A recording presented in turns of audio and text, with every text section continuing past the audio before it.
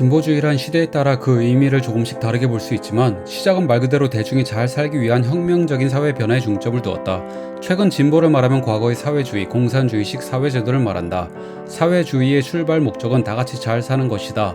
그런데 왜 그런 진보 정권이 집권을 하기만 하면 부동산 가격이 오를까? 집권을 한 뒤 약속을 지키지 않는 걸까? 아니다. 그들은 약속한 대로 다같이 잘 살기 위한 선의로 가득 찬 정책을 할 뿐이다. 그런데 왜 선의로 가득한 진보 정권의 행보는 곧 부동산 가격의 상승일까? 한 가지 놀라운 사실이 있다. 이는 우리나라만의 이야기가 아니라는 것이다. 우리나라가 뒤처져서가 아니라 지구 그 어느 나라도 진보 정권이 집권을 하기만 하면 부동산 가격이 올랐다는 것을 역사가 증명한다는 말이다. 지금부터 그 이야기를 들어보자. 직구가 유행을 하며 한국에서도 블랙 프라이데이를 기다리는 분들이 많아졌다. 평소에는 상상도 못할 가격에 비싼 전자제품 등을 구매할 수 있는 절호의 찬스이기 때문이다. 미국 추수감사절 아는가? 우리나라 복날의 삼계탕처럼 칠면조를 아주 맛있게 먹는 날이다. 11월 마지막 주 목요일에 칠면조를 잘 먹고 나면 바로 그 다음날이 블랙 프라이데이다. 엄청난 인파가 전자제품, 생활용품 등을 싸게 사기 위해 줄을 선다. 그러니까 블랙 프라이데이는 추수감사절 기념행사 같은 거다. 이렇게까지 추수감사절을 기념하는 역사가 현대까지 이어져 오고 있는데 이 추수감사절의 유래에 대해 알고 있는가? 청교도들이 미국에 도착해 깊은 신앙심을 기반으로 공동생산과 공동분배를 지향하며 개척을 하기 시작했다. 이들은 믿음과 선의를 기반으로 노약자, 병자, 어린이를 노동에서 제외시켰다.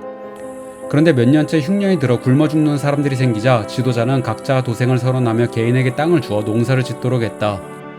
그러자 풍년이 들기 시작했고 그들은 죽음의 문턱에서 살아남게 되었다. 이후 신께 감사의 제를 올리기 시작한 것이 추수감사절의 유래다. 이것은 중요한 의미를 가진다. 선의로 가득한 공동체 생활은 그 의도는 좋았지만 그 누구도 책임을 지지 않기 때문에 내 땅을 무엇을 심을지 그 누구도 책임감을 가지고 고민하지 않는다. 즉 좋은 결과가 나올 수 없는 행동과 그 결과인 것이다. 그리고 이것이 바로 사회주의가 성공하지 못한 핵심 이유다. 오스트리아 수도 빈의 임대료 통제 정책을 보자.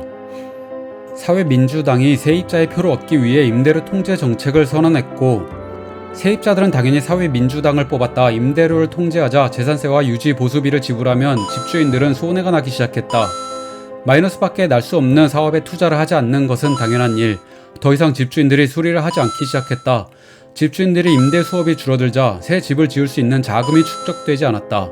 새 집을 지을 수 없게 되자 주거 문제는 더 심각해졌다. 가격이 싸니 세입자가 들어오면 자리를 비우지 않게 되었고 한 번 집을 비우면 다시 들어가기가 굉장히 힘들어졌다.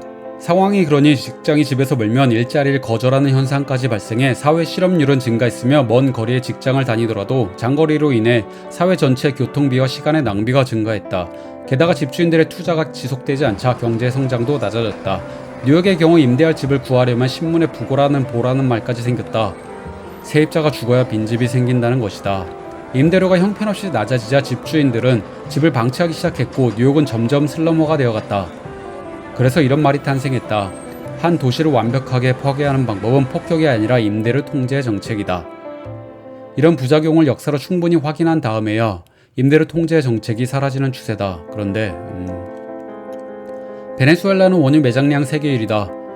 2015년 최저임금 인상을 약속한 좌파 정권의 집권 이후 2018년 한 해 동안에만 물가가 자그마치 15만 % 상승했다. 15만 %다. 15%가 아니다. 상상이 가는가? 커피 한 잔에 5,000원이라고 하고 다음 해에 500원 정도 오른다고 하자. 이것도 높다. 커피값이 매년 500원씩 오른다면 마시기 부담될 것이다. 그런데 2018년 한 해만 15만 % 상승이라는 말은 작년 5,000원의 커피가 올해 750만 원이라는 말이다. 이건 어디 교과서에서 읽는 오래전 이야기가 아니다. 당장 나가서 구글에 검색해봐라. 2018년도 이야기다. 바로 이런 장면들을 어렵지 않게 만나볼 수 있다.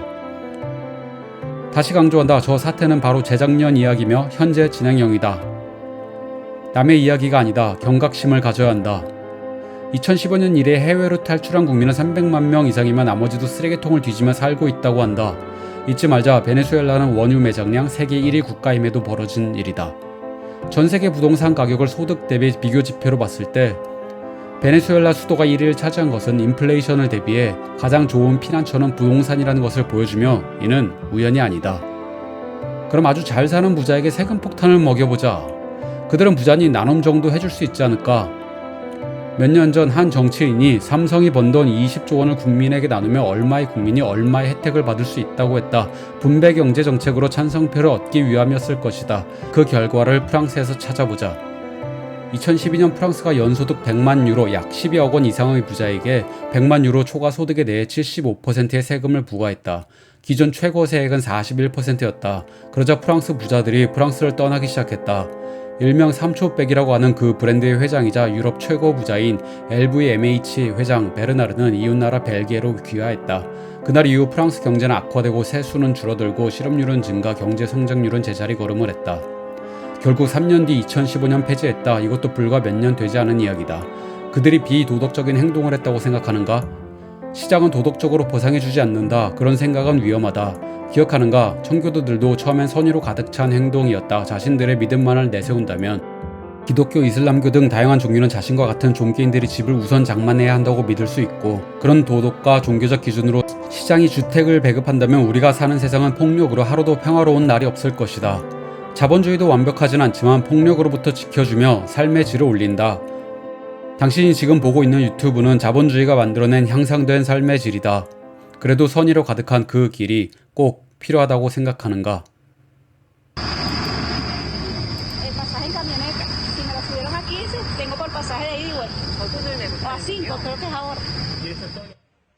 물가가 폭등하면서 돈의 가치가 뚝 떨어졌습니다. 거리에서 공예품을 만들어 파는 사람들인데요. 그 재료가 다름 아닌 베네수엘라 지페 볼리바르 화입니다. 돈으로 목걸이나 가방 같은 제품을 만들어서 파는데 원래 지폐 가치보다 20-30배 비싸게 팔린다고 합니다. Ya este billete prácticamente no sirve para nada, es un simple papel. Nos están quitando el derecho a la vida, a la calidad de darle un bienestar a nuestros hijos, a nuestros nietos. Los hospitales están en el suelo. La educación, ¿cómo un maestro puede educar si tiene hambre? ¿Cómo un alumno puede aprender si no tiene comida?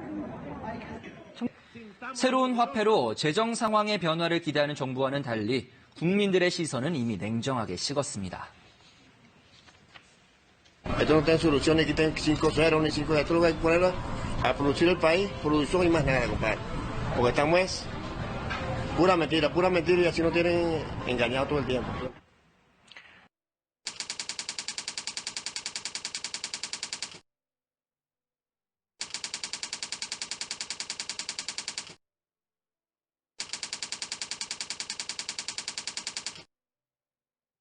도대체 땅값이 뭐길래 이런 일들이 끊임없이 벌어지고 말이 많은 것일까?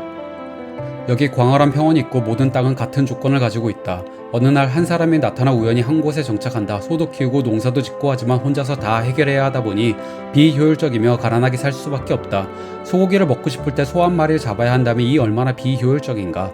그러던 어느 날 두 번째 사람이 나타난다. 그는 평원 어디에나 정착할 수 있지만 첫 번째 주민 옆자리에 위치한다. 이제 분업과 협동이 가능해지며 효율의 증가를 통해 삶의 질도 상승한다. 이후 계속 새로운 사람이 찾아오게 되고 이들은 모두 최초의 정착자 중심으로 자리를 잡게 된다. 마을엔 상점, 교회, 학교 등이 생겨난다. 이제 마을은 도시가 되고 도시는 산업과 생활의 중심지가 된다. 최초 정착자의 땅은 최고의 상업 중심지가 된다. 그리고 최초 정착자의 땅은 가치가 상승해 그는 부자가 된다. 금보다 가치가 상승하며 어떤 기술자의 임금보다 큰 돈을 벌어들인다. 땅값은 이런 식으로 상승한다. 이게 땅값이 상승하는 메커니즘이다. 이 메커니즘은 미국의 경제학자 헨리 조지가 설명한 내용이다. 실제로 이러한 편의성이 존재하기에 땅값은 자연스럽게 상승하는 것이다. 사람들이 몰려 땅값이 상승하는 현상에 기여하는 다른 요인도 있다.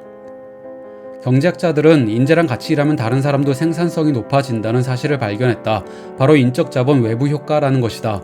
인재가 슈퍼스타 도시로 몰리고 이것이 슈퍼스타 도시의 인적 자본 외부 효과를 낳고 덕분에 슈퍼스타 도시의 주민은 다른 도시 주민보다 소득이 높아진다.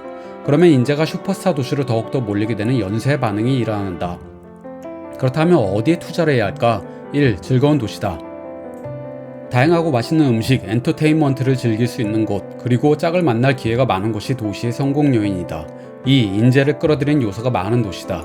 대표적으로 안전과 자녀 교육의 기회가 좋은 도시가 그런 도시다. 3. 슈퍼도시에 투자를 해야 한다. 슈퍼도시는 나라별로 런던, 도쿄 등이 있는데 서울도 슈퍼도시로 꼽혔다. 슈퍼도시의 영향을 볼 수 있는 실제 예가 있다. 분당에 신분당선이 생겼을 때 정자역 주번 상가는 꿈에 부풀었다. 그런데 막상 신분당선이 개통하자마자 정자역 상권은 오히려 망했다. 왜 그랬을까? 학생들이 학원에 다니러 신분당선을 타고 강남으로 가버렸기 때문이다. KTX가 생긴 뒤 대전 사람들은 임플란트를 하러 강남에 치과에 간다고 한다. 물론 전부에 해당되는 이야기는 아니겠지만 서울 집중화 발전은 피할 수 없는 시대적 흐름이다. 승부처가 항상 서울이라는 점은 어떤 경우에도 달라지지 않는다. 이 내용은 부의 인문학이라는 책의 내용을 정리하여 재구성한 내용이다. 저자는 올바른 투자를 해야 한다고 강조하고 있으며 투자금이 없다면 초창기엔 안 먹고 안 입고 모으는 수밖에 없다고 한다. 저자도 결혼 비용까지 아껴가며 마련한 500만 원으로 50억을 만들었다가 고스란히 날리고 거듭되는 실패를 지나 우량 주식과 부동산에 투자해서 40대 초반에 은퇴했다. 개인적으로 느끼기에 굉장히 현실적인 이야기를 많이 다루며 우리가 얼마나 무지하고 감정적으로 움직이는지 알 수 있게 해준 책이다.